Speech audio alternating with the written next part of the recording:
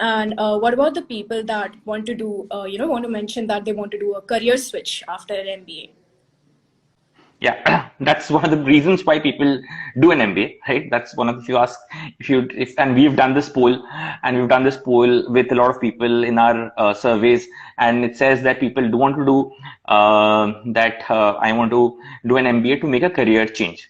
But while it's very good to say that I want to make a career change, it's also important to show that what you have done till now, what else transferable skill sets you'll be using in your next career.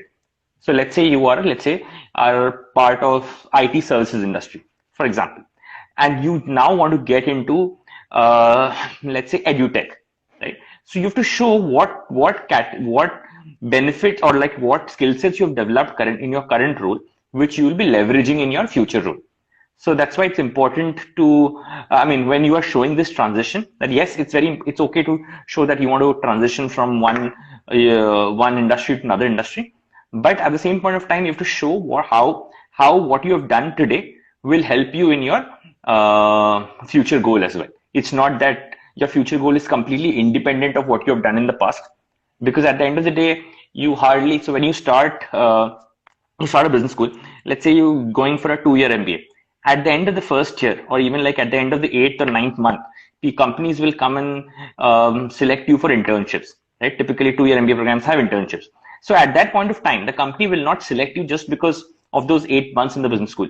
They'll select you this 8 months plus what you have done in the past, right? So you can't go and tell admission committee that, hey, whatever I've done in the past, let's forget it. Let's all start from ground zero. That's not happening.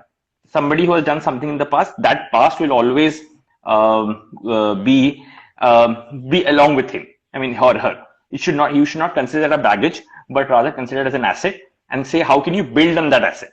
Take some things out of that asset and say, how can you build on it? So that career transition, you have to show a justification as to how your career goal in the future is aligned with the past. It does not have to be a natural extension, but yes, it definitely has to be something where your future, you're leveraging some of the skill sets, industry experience, personality traits, network, whatever. It can be anything. What you've done in the past, you leverage some of them in your future goal. As long as you can show that, a career transition is very much possible. And right now, I'm only talking from the perspective in admission, right?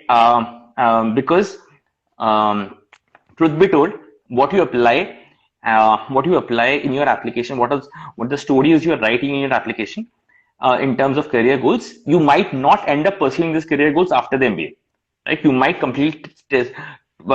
in a different path, right? So that's completely okay. But you need to be flexible about that. But when you're entering there, you don't know that. You should at least have a plan, and that plan should have a logical explanation. And in terms of logical explanation, what admissions committees expect is that you are able to show some of the transferable skill sets from your past in your future role. And speaking of career switch, we have one more question by Rohit. Can I mention multiple post-MBA career goals, or should I stick with just one?